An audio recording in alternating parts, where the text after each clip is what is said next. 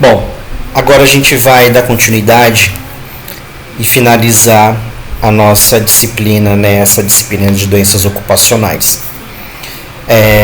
A gente falou muito sobre, eu frisei muito sobre aquelas patologias, né, aquelas doenças relacionadas mais à parte psicológica, que é a depressão, síndrome do pânico, depressão, síndrome de burnout, somatização.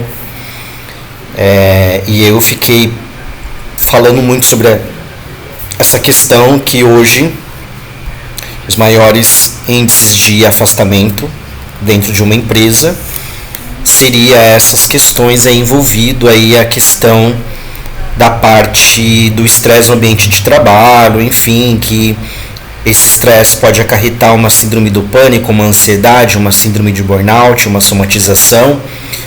Lembrando que a somatização são vários fatores aí alinhados, alincados, e essa somatização de vários fatores, que pode ser sobrecarga de trabalho ou você ficar várias horas trabalhando, exceder os horários de trabalho, ou você sair do seu trabalho e o seu coordenador, seu gestor ficar te ligando fora do horário de trabalho, né? Você cumpriu a sua hora e você ali atendendo ali essas questões da empresa, né? Que gera um transtorno, às vezes é um final de semana, uma folga sua, e você está ali respondendo à empresa. Tirando isso, a gente vai falar de algumas coisas aqui de doenças ocupacionais que está bem envolvidas as questões aí da ergonomia, que posteriormente vocês vão estar entrando neste conteúdo. Aí a gente vai falar aqui da dorsalgia.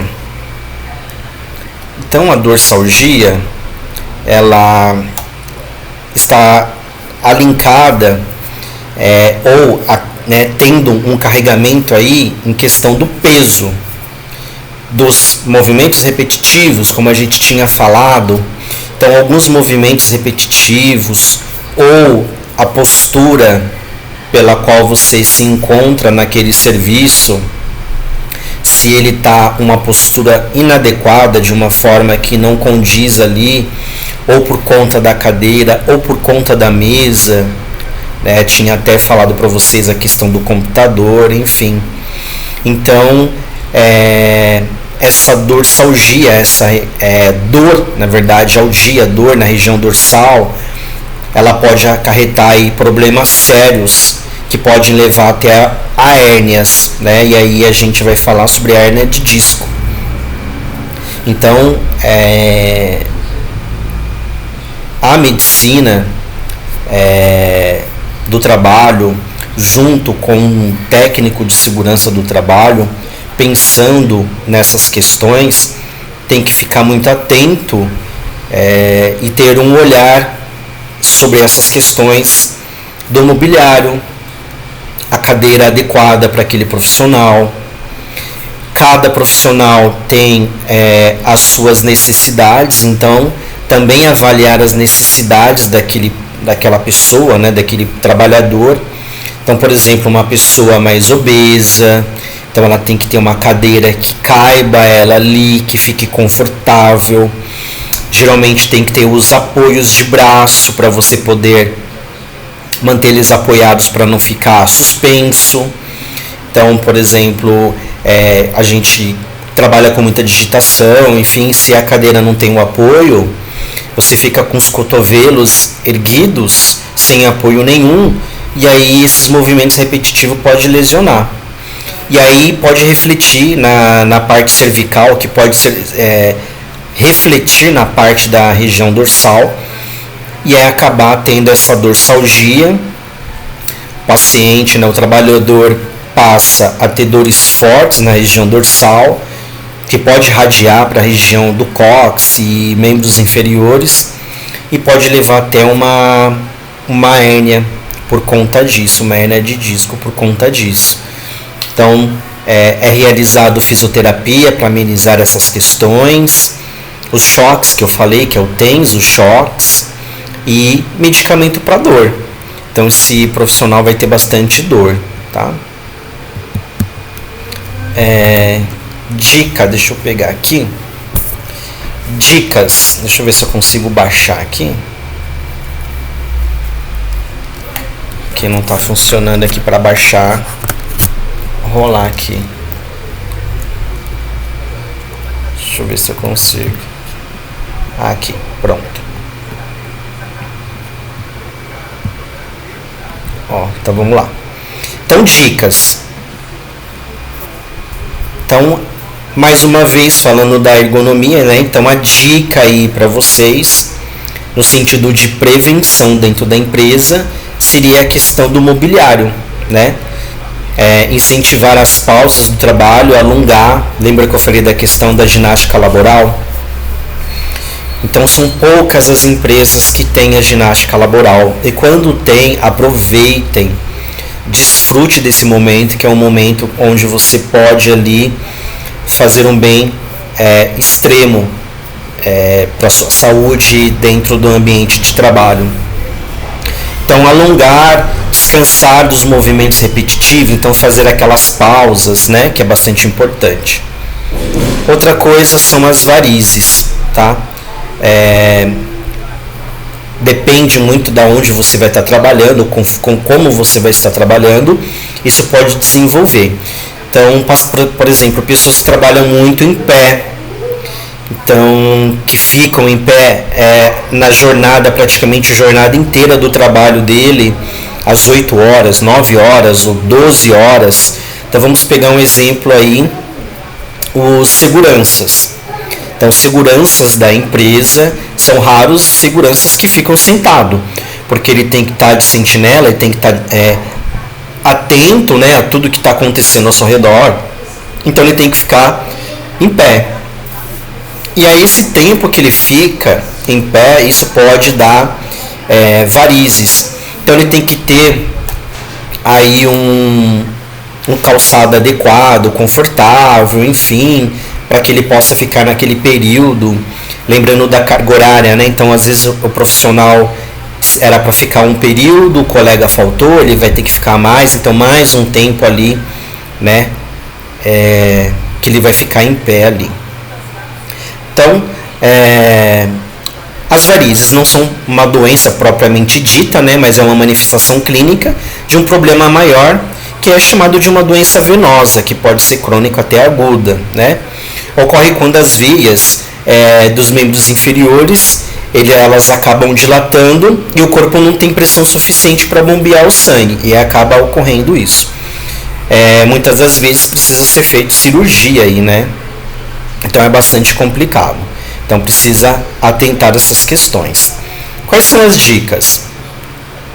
Voltando novamente aí a questão da ergonomia, que vocês vão entrar depois. Lembra, eu falei mais daquela parte de manifestações psicológicas, né? Que não estão relacionadas à parte ergonômica, e essas aqui que eu estou falando estão mais relacionadas à parte ergonômica, né? De mobiliários, posição, postura, né? Então, questão de mobiliário, calçado, né? Então, medidas preventivas. Então, por exemplo, meias elásticas, dependendo do setor que você vai trabalhar, se você vai ficar muito tempo em pé ou muito tempo sentado, se você força muito a perna. Então, medidas preventivas, e quem vai te ajudar a isso também é o médico do trabalho. Quando vai passar no médico do trabalho, ele vai orientar pausas com um tempo, a cada tanto tempo uma pausa, ele vai prescrever isso para o trabalhador. Então, a cada 1 hora você vai ter uma pausa de 10 minutos. Você vai utilizar meias elásticas e até mesmo aí medicamentoso, né? Transtorno das articulações, mais uma vez falando das questões de ergonomia, né? Entra a questão da obesidade, então entra alguns fatores dos transtornos de articulação. É uma rotina com posturas inadequadas, movimentos repetitivos, obesidade, sedentarismo, e muitos trabalhadores podem lesionar no exercício da profissão, que pode ser dado o nome de transtornos articulares, que vão afetar as questões da articulação, tá? Dica novamente, mobiliário, questões ergonômicas, então planejamento, pausas, descanso, diminuição ali de comprimir aquela articulação, ou se você pega muito peso, Então, se eu pego trabalho manual onde eu pego muito peso, então vamos pensar assim, uma pessoa que carrega saco de cimento, vamos dar esse exemplo. Esse trabalhador, ele precisa ter uma pausa, ele precisa fazer exames rotineiros para avaliar a coluna, então fazer raio-x. Então a medicina do trabalho precisa fazer raio-x nesse profissional a cada 6 meses pelo menos, para ver como é que está a questão, né, das articulações ou até mesmo da coluna. Ver qual que é a postura que ele carrega, orientar como é que ele pode agachar de uma forma para pegar esse saco de cimento sem lesionar as articulações, sem lesionar a coluna. Então, entra também na parte ergonômica.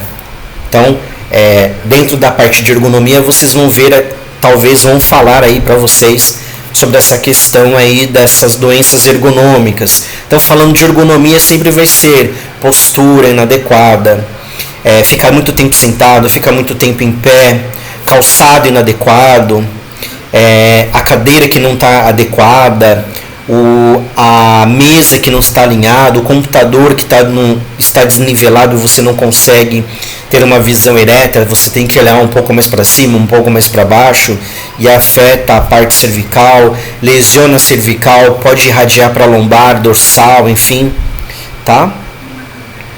Então, assim como as outras atividades desenvolvidas, cada trabalho diverge de uma causa e uma doença relacionada ao trabalho, né? Então, é preciso que as equipes do RH também estejam atentas para essas coisas. Então, o que eles vão estar atentos também junto com vocês da medicina do trabalho? Verificar as questões dos movimentos repetitivos, postura inadequada, pressão psicológica dentro do trabalho, ou até mesmo a questão do assédio moral dentro da empresa, levantamento incorreto ou excessivo de peso que eu falei anteriormente. Como é que esse profissional que carrega saco de cimento, ele está agachando para pegar aquele saco? Qual que é a forma que ele agacha, né? Está sobrecarregando o joelho, então isso pode dar uma lesão articular, ele talvez precise fazer uma cirurgia de patela, né?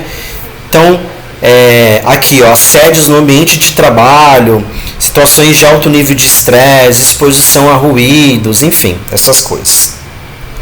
Aqui a gente vai falar sobre a importância dos incentivos a boas práticas, lembrando que tem outras doenças relacionadas à parte auditiva, provavelmente vocês vão ver isso mais a fundo em ergonomia. Então, profissionais que trabalham com headset, que tem alteração da acuidade auditiva, ou profissionais que têm otite por conta de trabalhar muito tempo com um ambiente onde tem muito barulho. Isso pode levar a dores de cabeça, enxaquecas constantes, tá? Aí aqui incentivos de boas práticas, né? Então sempre promoção, prevenção. Então sempre para evitar doenças ocupacionais e acidentes de trabalho dentro do ambiente de trabalho, promoção e prevenção. Avaliar o setor, avaliar o profissional, cada profissional tem uma área específica, cada área específica exige um EPI, cada área específica exige um mobiliário específico, uma postura específica, tá? Quem pode ajudar muito isso é o fisioterapeuta, o educador físico, né? Em questão de postura, em questão de como você se agachar para pegar aquele material, aquele produto, tá? Aí fala boas práticas na gestão da equipe dos recursos humanos, então cultura organizacional, prevenção de risco, né? Bem-estar no ambiente de trabalho, que entra as atividades laborais, né? Outras vertentes aí, diminuição da ocorrência relacionada às doenças ocupacionais, em ações proativas ou evitar problemas de saúde. Incentivos do trabalho são mais saudáveis, né? Atividades voltadas para a saúde mental. Então, às vezes, trabalhar muito essa questão dentro da empresa. Dar para os profissionais condições de passar com o psicólogo da empresa. Estimular ele a frequentar,